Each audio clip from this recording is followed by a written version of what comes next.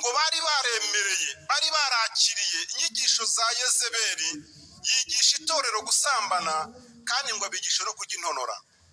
Ryari rifite urukundo. Icya kabiri ngo ryarihanganaga. Icya gatatu bari bafite kwizera. Icya kane ngo bari bafite imirimo myiza.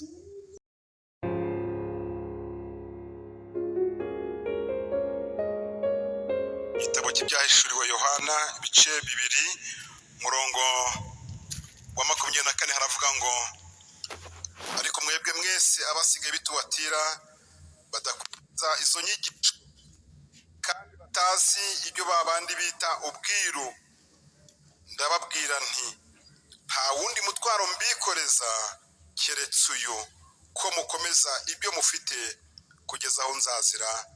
Imana yacu tugire neza. Turongera dusome urwandiko rwa 2 rwa Yohana. Subira inyuma ho gatoya, urwandiko rwa 2 ni impapuro 2 zonyine, usubiraho inyuma. Turasoma murongo wa 8. Murongo wa 8 ni igice kimwe cyonyine, nta bindi bice afite. Murongo wa 8 aravuga ngo mwirinde mutabura iby'imirimo mwakoze, ahubwo ngo muzahabwe ingororano itagabanije.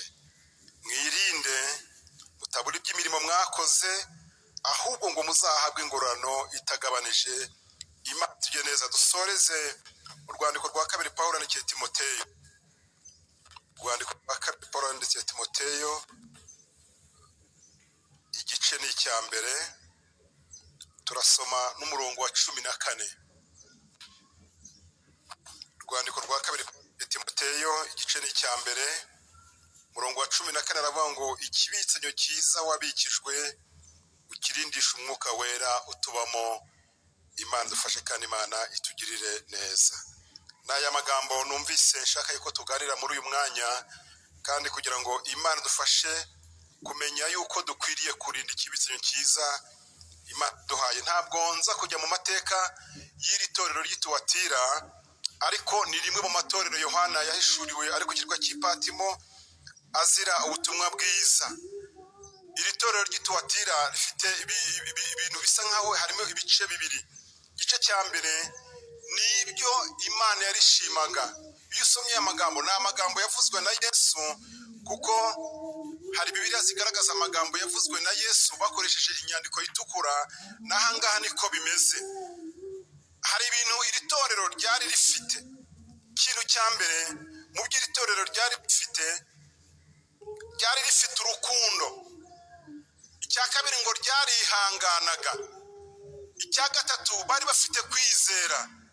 Icya kane ngo bari bafite imirimo myiza, kuko ngo imirimo yabo ya nyuma ngo yarushaga iya mbere kuba myiza. Iri torero ryari rikomeye, ariko muri ibyo byose bari bafite n'icyo bagawaga. Iri torero ryagawaga kirakomeye, ngo bari baremereye, bari barakiriye inyigisho za Yezebeli yigisha itorero gusambana kandi ngo abigisha no kurya intonora. Iki kintu kirakomeye cyane. Kurya intonorano baryaga inyama zaterekeshejwe ibigirwamana, kuvuga ngo mbere y'uko barya inyama, mbere y'uko babaga amatungo, babanzaga kuyamurikira ibigirwamana, barangiza bakayagabura. Icyo kintu ni ikintu gikomeye iri torero ryari ryarinjije muri ryo. Nubwo bari bafite imirimo myiza, ariko bari bafite n'ibyo bagawaga. Rero byatumaga basenya, byatumaga bamaraho imirimo myiza yose bari bafite. Imana dufashe kandi Imana itugire neza. Muri iyi minsi mperutse kugira ishurirwa cyangwa se iyerekwa, mbona muri kino gihe icyaha cy'ubusambanyi kiri ku isonga. Nabonye ibyaha byinshi byari bitondekanije, ariko mbona icyaha cy'ubusambanyi kiri hejuru y'ibindi byose. Ndagira ngo mabwire, iki cyaha ni umuvumo, kizana umuvumo mu muryango, kizana umuvumo mu itorero, kandi icyaha cy'ubusambanyi ni icyaha kizana umuvumo no ku gihugu. Imana dufashe kandi Imana tugire neza, kugira ngo tubashe guhagarara mu mwanya mwiza, kandi kugira ngo turinde ikibitsanyo cyiza Kristo yatubikije. bafite ubwenge. Uko ubutunzi umuntu afite ni nabwo bumutegeka kumenya uko akwiriye kuburinda. Usanga hari ababaho batagira abazamu, kuko iyo atekereje asanga iwe nta mpamvu yo kugira umuzamu. Abandi baravuga bati ahantu ngeze washaka umuzama. Hari ababa bafite abasaza b'abandi basusumira, abandi bashaje, ugasanga nibo bagize abarinzi babo. Uko ubutunzi bugenda bwiyongera bazana abasekirite nabo barimo ibice bibiri. Hari ababa bafite inkoni, hari n'ababa bafite intwaro, imbunda, bitewe n'uwagiye kurinda uburyo ahagaze mu butunzi. Hari naho usanga hari imbwa ziryana. Ibyo ntibihagije, bakazana na kamera. Aravuga ati ahari abasekirite nabo banca inyuma bakanyiba, ahari ntiwabimenye. Uburinzi bakagenda babwongera. Ibyo ngibyo ni ibigaragaza ko abana b'isi bazi kurinda ubutunzi bwabo bufatika. Ariko twebwe abana b'Imana ba Kristo dukwiriye kumenya kuko hari ikibitsanyo cyiza Kristo yatubikije. Haleluya! Dukwiriye kukirinda, kandi impamvu dukwiriye kukirinda nuko Yesu naza, Kristo nahishurwa, ubwo impanda y'Imana izavuga, naza nta kindi kintu azareba. Ntabwo azareba kuko waririmbye, ntabwo azareba kuko nari umuvugabutumwa, nari umushumba. Oya, ntabwo azareba iminsi nabaye mu rusengero. Icyo azareba ni ikibitsanyo cyiza Kristo yaguhaye. Azareba niba waragikomeje. Imana dufashe. Ntabwo dukwiriye kurangara, ntabwo dukwiye kurangazwa n'isi, ahubwo dukwiriye kurinda ikibitsanyo cyiza Imana yatubikije. Ndashaka yuko kuvuga ku bintu bitanu bituma abakristo batarinda ikibitsanyo cyiza, gituma abakristo barangara, ntibabashe guhagarara mu mwanya mwiza wo kuba maso kugira ngo Satani atabanyaga. Ikintu cya mbere ni ukutamenya agaciro k'icyo dufite, ni ukutamenya uwo uriwe. Iyo dusomye mu Bami ba mbere ibice 21 ku murongo wa 3, tuhabona umwami witwa Ahabu. Bibiliya ngo Ahabu yari umwami, kandi hafi y'urugo rwe hari hatuye umukene, hari hatuye umugabo witwa Naboti. Biravuga ngo Naboti yari afite uruzabibu, kandi ngo urwo ruzabibu n'urwo yari yararazwe na basekuruza wabo. Uru ruzabibu Ahabu ararureba, ararukunda, ararwishimira. Ahamagara Naboti, aramubwira ati Naboti, uru ruzabibu rwawe nararukunze, uru ruzabibu rwawe ndarushaka. Ndagira ngo tugirane amasezerano. Kimwe cyo niwemera ndaruguhaho ibiguzi, ibigushaka byose ndabiguha, ariko uru ruzabibu rumpe. Icya kabiri haraba ngo nutemera ibiguzi ndakuguranira mu gihugu ufite ibikingi byinshi. Nuhitamo ndaguha urutu bwawe ubwiza. Aka kantu mujye mugatekerezaho. Kuki amubwira ngo niwemera ko nkuguranira ndaguha urutu rwawe ubwiza? Ahangaha ni amayeri Satani afite yo kwibagiza abakristo, yo kwibagiza abantu b'Imana, kuko hari icy'agaciro bahawe akavuga ngo ntacyo bitwaye. Agashaka gukoresha imirimo y'umwijima avuga ngo nta kibazo. Kuki atemera kujya gufata urwo ngurwo rwe agahitamo kumuguranira? Ariko Naboti kubera ko yarazi agaciro k'icyo yahawe. Haleluya! Kuko yarazi uwo ari we, aravuga ngo biragatsindwa n'Uwiteka kuguha uruzabibu rwanjye, kuguha gakondo yanjye narazwe na basekuruza banjye. Ntabwo ngurana, nta nubwo ngurisha. Kuba abakristo batazi agaciro k'icyo bahawe, kuba batazi icyo bari cyo, bituma Satani abanyaga mu buryo bworoshye, kuko yumva ari nk'ibisanzwe. Bumva ari ibisanzwe, ariko yambwira ngo ntabwo ari ibisanzwe. Turi abakristo, turi abantu b'Imana, twacungujwe amaraso y'igiciro cyinshi. Ukwiriye kumenya uwo uriwe mu kazi, aho wagiye hirya no hino ku isi. uriwe. Ntabwo ukwiriye kwiyibagirwa, ukwiriye guha agaciro icyo wakiriye, ukwiriye guha agaciro amaraso Yesu yamennye, ukwiriye guha agaciro umusaraba, kuko uyu musaraba niwo twakirijweho. Ukwiriye guhora uwutekereza, guhora uwibuka, ukamenya ko uri umuntu w'Imana, ntiwitesha agaciro. Ikintu cya kabiri gituma abakristo banyagwa mu buryo bworoshye, gituma barekura ikibitsanyo cyiza bahawe, ni ukutagira intego y'urugendo.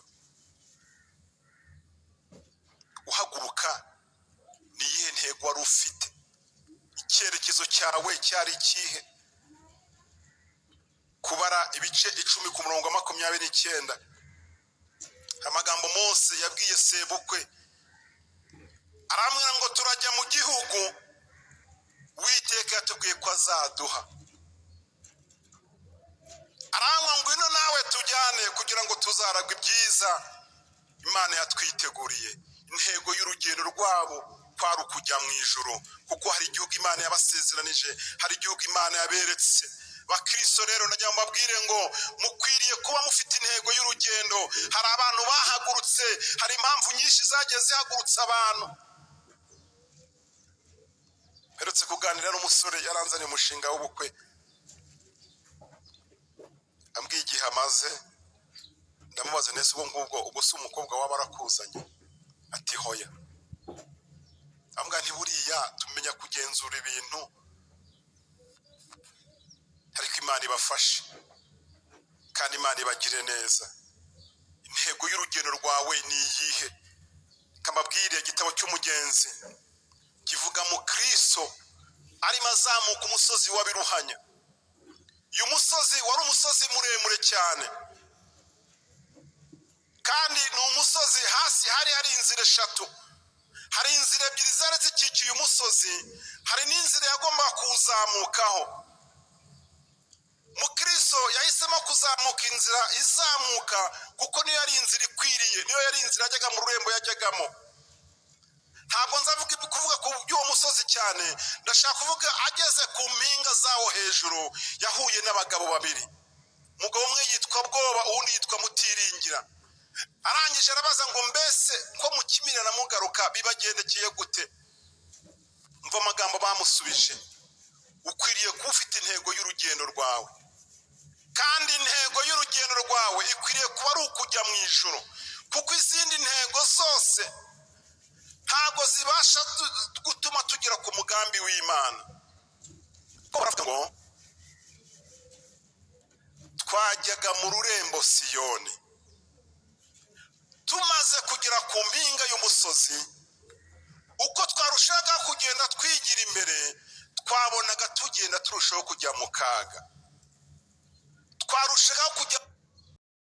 None rero ntabwo dushaka gukomeza kuba mu kaga n'ibigeragezo, ngo duhisemo kongera kugaruka. Mutiringira aravuga ati muntu w'Imana, aho imbere wumva turimo tujya twahasanze intare. Baravuga kandi izo ntare niba ziziritse niba zitaziritse ntabwo tubizi. Icyakora icyo tuzi ni uko iyo dukomeza kugenda imbere ntitwari kubura kuba umuhigo w'amenyo yazo. Mukristo arangije arasubiza aravuga ngo ko numva mu nteye ubwoba ndabigenza nte? Niko byanditse ngakaraho gatabo kare, ko mu nteye ubwoba ndabigenza nte? Arangije yibaza ibibazo bibiri, ngira ngo nawe ujye wibaza muri urugendo rwawe. Aravuga ngo gusubira inyuma binzanira akaga no kurimbuka, kuko navuye nzi neza yuko igihugu cyacu kizarimbuka. Aravuga ngo kandi gukomeza imbere nubwo hari urupfu, ariko kunyu hirya y'urupfu binzanira ubugingo buhoraho. Haleluya! Nubwo hari akaga, nubwo hari amakuba, ariko hirya y'amakuba, hirya y'amenyo y'intare, hirya y'ibigeragezo, hirya y'ibyo turwana nabyo muri urugendo rugana mu ijuru, hari ubugingo buhoraho bene data. Haleluya! Aravuga ngo mpisemo gukomeza nubwo bibasha kunzanira amakuba n'akaga, ariko intego y'urugendo rwanjye ni ukujya mu gihugu Siyoni. Imana ishimwe kandi Imana yacu ihabwa icyubahiro. Aravuga ati ntabwo nsubira inyuma. iyo ukomeje ugasoma hari aho yahuye umugabo witwa Muhakanamana.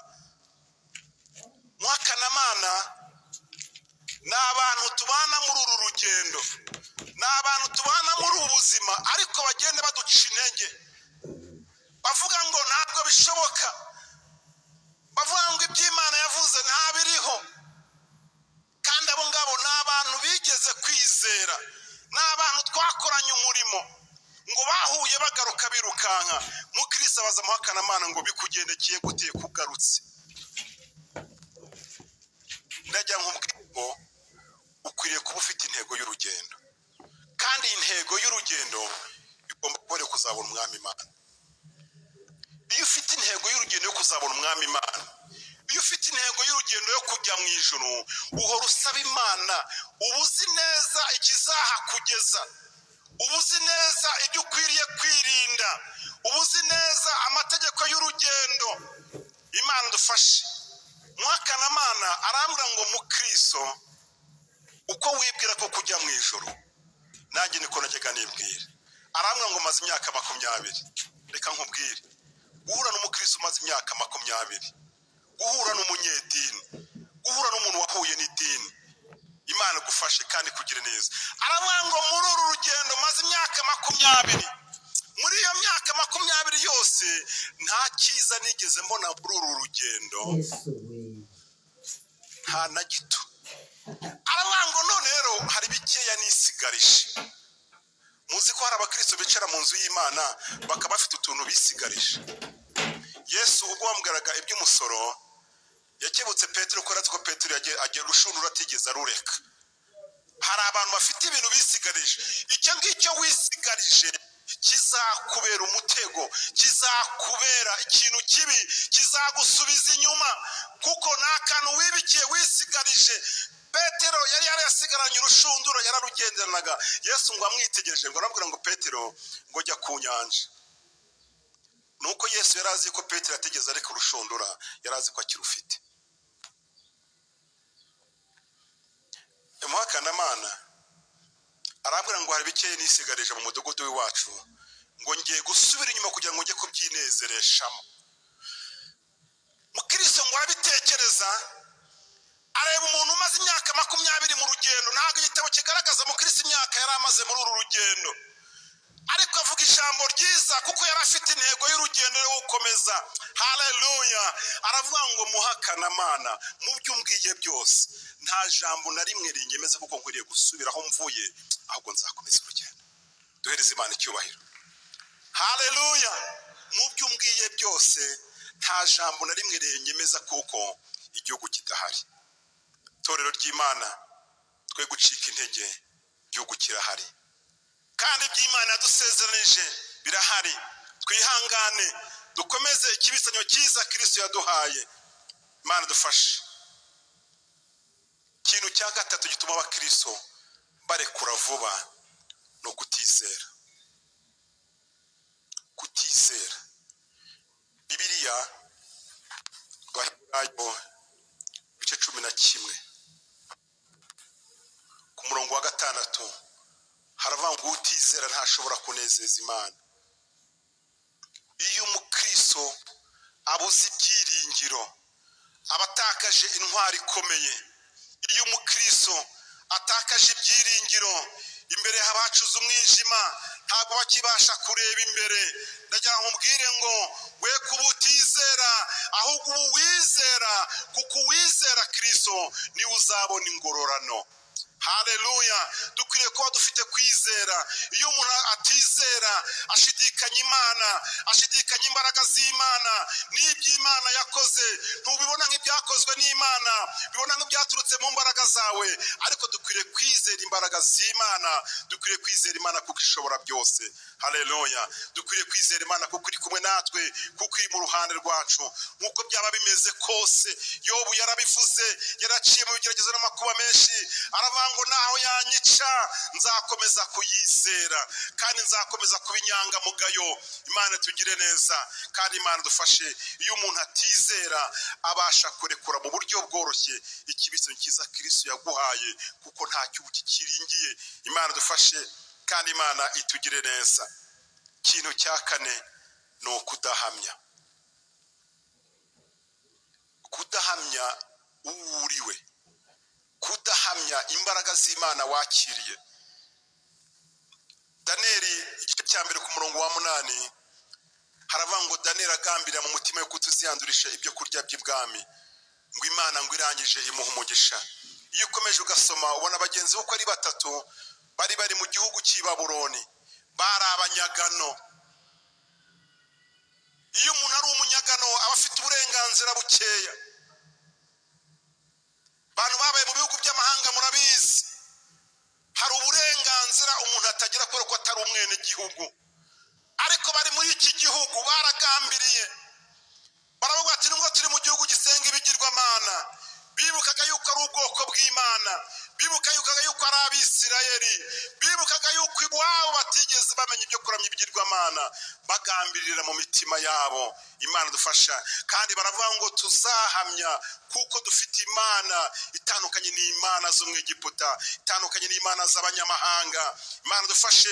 Niyo mpamvu umwami Nebukadinezari yaremye igishushanyo, aravuga ngo nimutemera kukiramya muzatabwa mu itanura ry'umuriro. Barangije baravuga ati mwami, ntabwo dufite ikibazo kuri icyo ngicyo. Barahamya, baravuga ngo nta muntu wadushutse, nta muntu watugira inama. Niko yibwiraga, yarazi ko hari abantu babashutse, harazi ko hari abantu babagira inama kugira ngo bamuganire.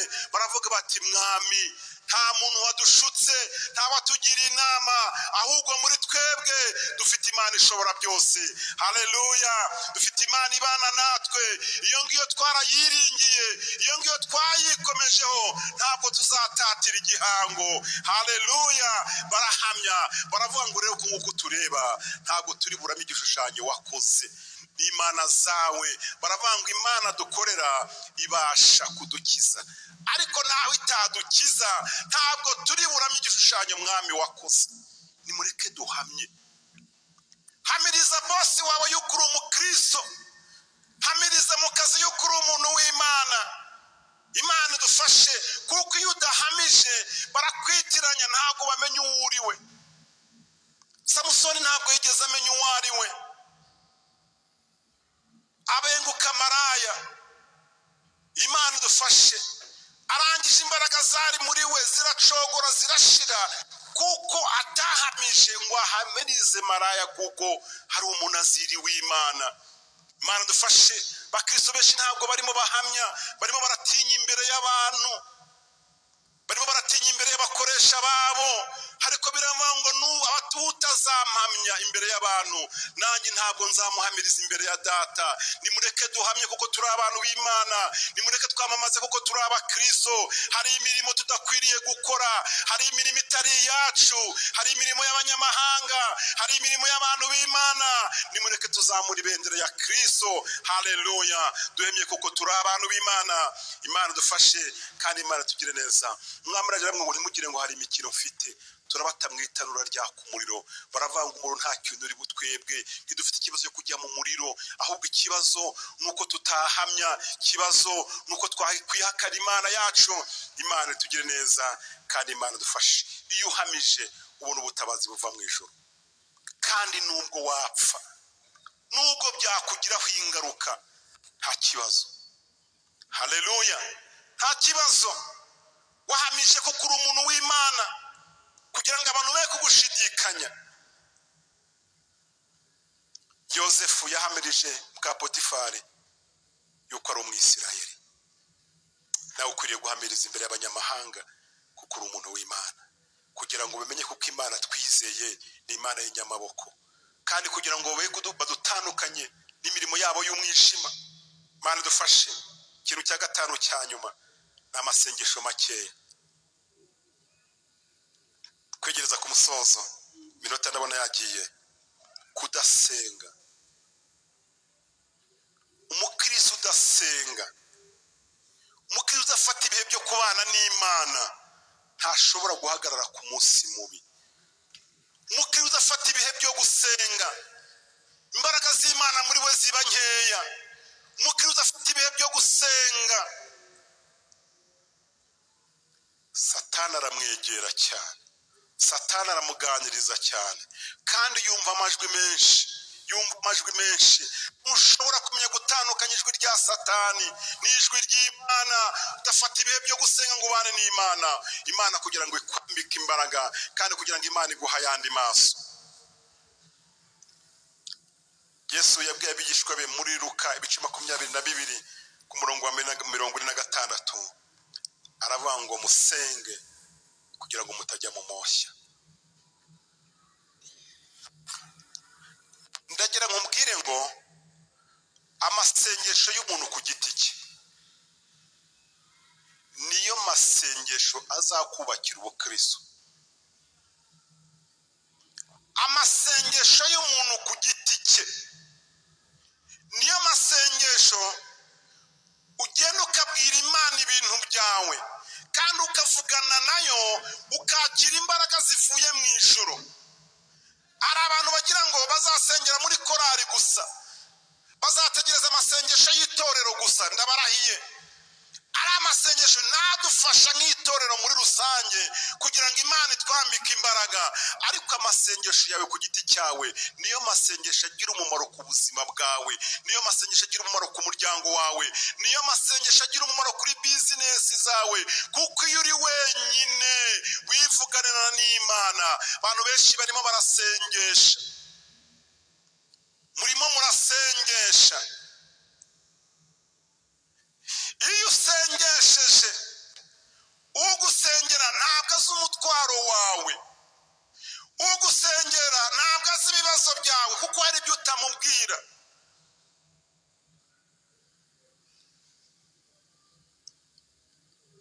Imana dufashe kandi Imana tugire neza. Nimusenge kugira ngo mutajya mu moshya.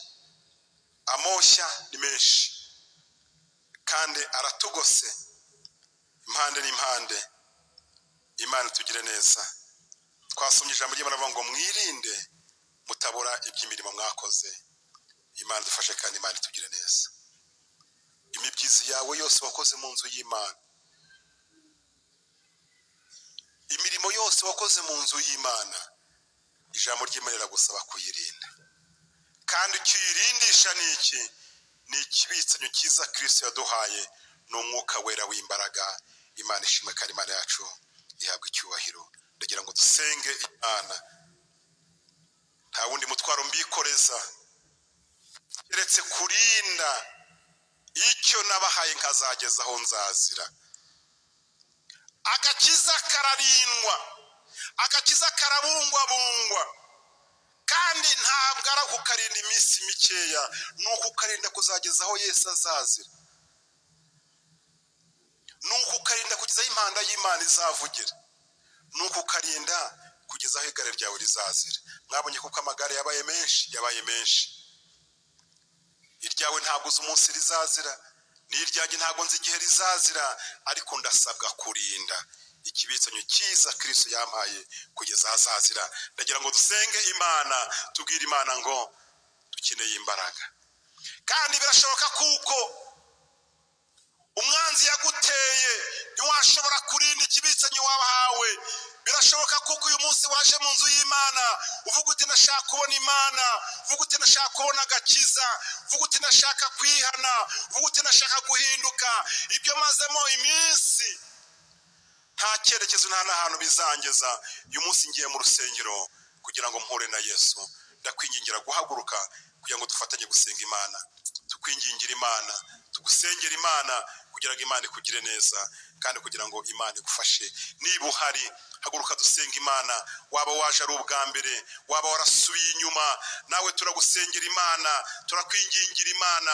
Satani yaciye inzira nyinshi bakristo barimo banyuramo, yazanye imitego myinshi, yateje ibigeragezo byinshi, intambara nyinshi, abantu bakanirwa kwihangana bakirwanirira.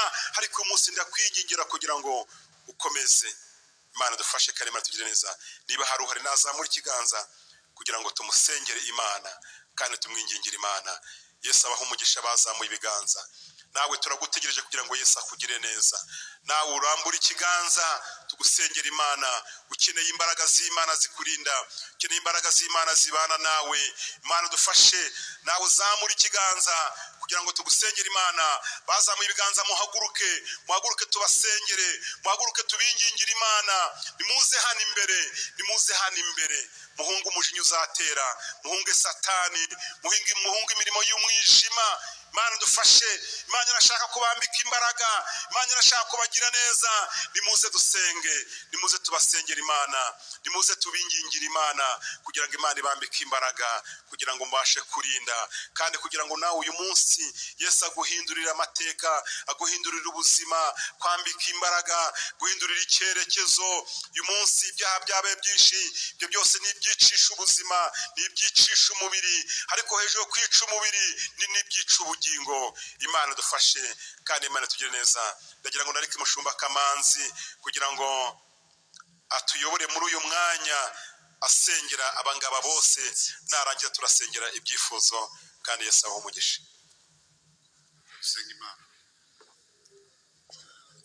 Baracyaza, nimubanguke, nimuze.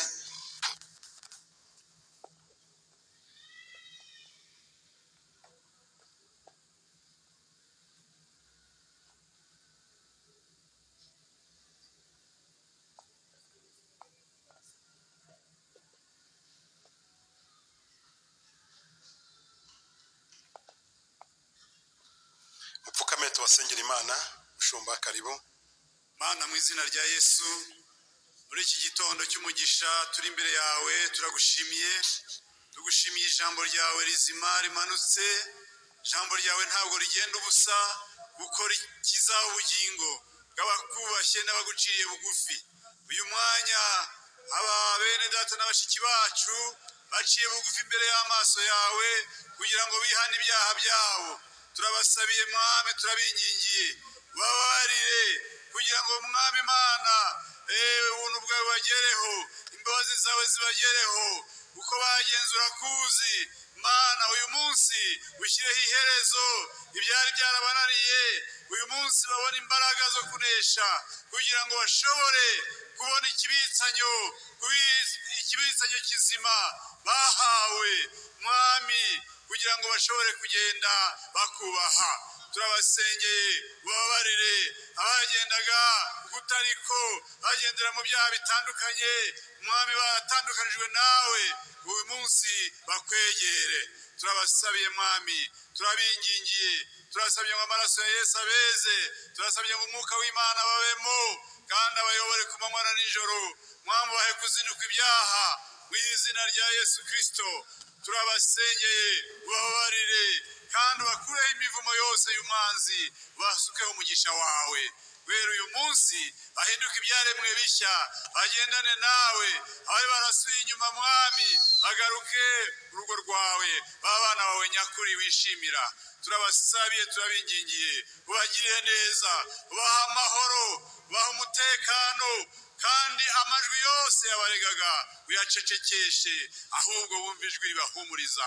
Babone ibyiza byawe, babone Mwami kugira neza kwawe. Urakoze kubagiriye neza, urakoze kubarengeye kandi batabaye. Guhera uyu munsi bafata ibyemezo bishya byo kugendana nawe, batareba inyuma, batagenda ukundi, ahubwo bagenda bagutumbiriye. Mwami Yesu, urakoze kubyumvise kandi bikoze mu izina rya Yesu, amen. Twese duhaguruke kugira ngo dusenge Imana.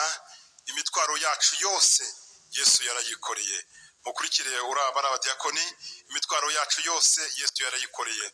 We umutwara twikoreje no kurinda ikibitsanyo cyiza yaduhaye, kandi ibyifuzo byose dufite Imana ifite imbaraga, dufite Imana ishobora byose. Witeka Mana yacu, tugushimiye kuri Imana ifite imbaraga, tugushimiye kuri Imana ishobora byose. Uyu mwanya dusengeye bafite ibyifuzo bitandukanye, witeka Mana yacu kugira ngo babere igisubizo. Dusengeye Mwami Yesu abarwayi, dusengeye abafite ibibazo by'ubuzima n'imibereho, dusengeye abafite imyenda itandukanye badashobora kwishyura, dusengeye abadafite akazi. Mwami Mana yacu, ibyifuzo byose by'ubwoko bwa bwawe turabisengeye mwami kugira ngo bijye usubiza kuri muntu wese kandi kiruta hejuru y'ibyo byose tugusabye imbaraga z'umwuka wera kugira ngo umwuka wera tuyobe kugira ngo umwuka wera dukomeze kuko ijambo ryatubwiye ngo mwami umwuka wera niwe udufasha kurinda ikibitsanyo cyiza waduhaye dufashe kurinda dufashe kumenya abo turi bo dufashe kwisobanukirwa urakoze kuri Imana iva gusenga urakoze kuri Imana ishobora byose ni mu izina ryawe ryera Yesu amen.